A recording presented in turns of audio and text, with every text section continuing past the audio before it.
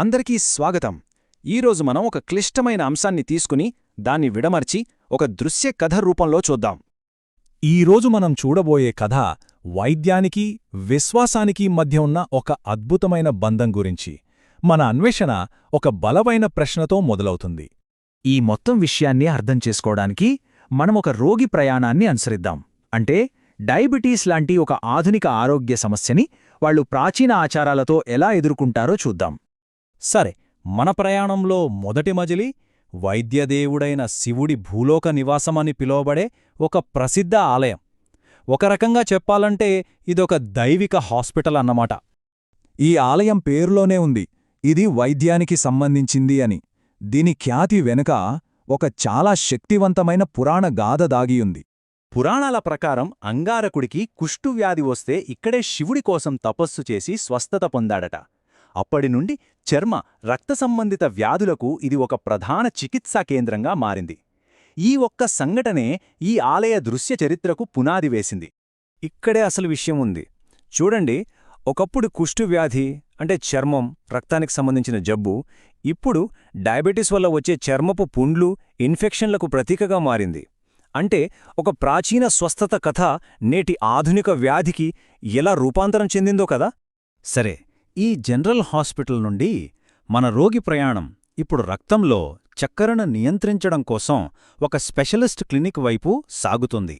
ఇక్కడ విశేషమేంటంటే చక్కెర వ్యాధికి ఇక్కడి దైవస్వరూపానికి మధ్య సంబంధం కంటికి కనిపిస్తుంది.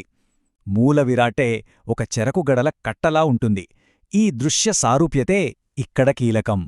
ఇక్కడ చేసే ఒక ముఖ్యమైన ఆచారం వెనుక ఉన్న ఆలోచన ఇంకా లోతైనది, చాలా ప్రతీకాత్మకమైనది కూడా. అంటే రోగి తన శరీరంలో సరిగ్గా జరగని జీవక్రియను, అంటే షుగర్ను జీర్ణం చేసుకునే ప్రక్రియను చీమలకు బదిలీ చేస్తున్నాడు. చీమలు ఆ చక్కెరను తినటం ద్వారా తన రక్తంలోని చక్కెర కూడా తగ్గుతుందని ఒక బలమైన నమ్మకం. ఇది వాళ్ల అనారోగ్యంతో పోరాడటానికి ఒక స్పష్టమైన మార్గాన్ని చూపిస్తుంది.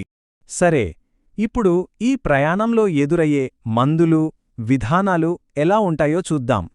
ఇక్కడ ఆసక్తికరమైన విషయమేంటంటే ఇవి విశ్వాసాన్ని, మన దేశీయ విజ్ఞానాన్ని కలిపి ఉంటాయి.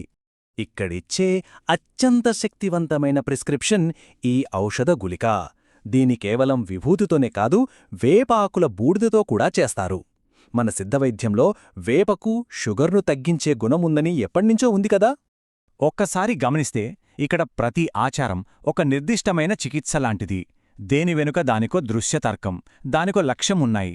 ఉదాహరణకు, బెల్లం నీటిలో కరిగినట్టు జబ్బు కరిగిపోవాలని కోరుకోవటం, లేదా దెబ్బతిన్న అవయవానికి బదులుగా వెండి అవయవాన్ని సమర్పించడం, ప్రతిదీ ఒక ప్రతీకాత్మక చర్యే.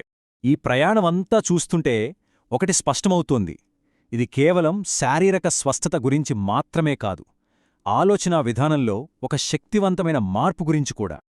చూడండి, దీర్ఘకాలిక వ్యాధులు మన చేతిలో ఏమీ లేదనే భావన కలిగిస్తాయి. కాని ఇలాంటి ఆచారాలు రోగికి ఒక కొత్త ఆశను, ఒక లక్ష్యాన్ని ఇస్తాయి. వ్యాధిపై పోరాడటానికి వాళ్లను వాళ్లు సిద్ధం చేసుకునేలా చేస్తాయి. దీన్నే సైన్స్ పరిభాషలో అర్థవంతమైన స్పందన అంటారు. అంటే స్వస్థత కలుగుతుందనే బలమైన నమ్మకం మన శరీరంలో ఒత్తిడిని తగ్గించి రక్తంలో చక్కెర స్థాయిలను మెరుగుపరచడం లాంటి నిజమైన మార్పులకు దారితీయగలదు.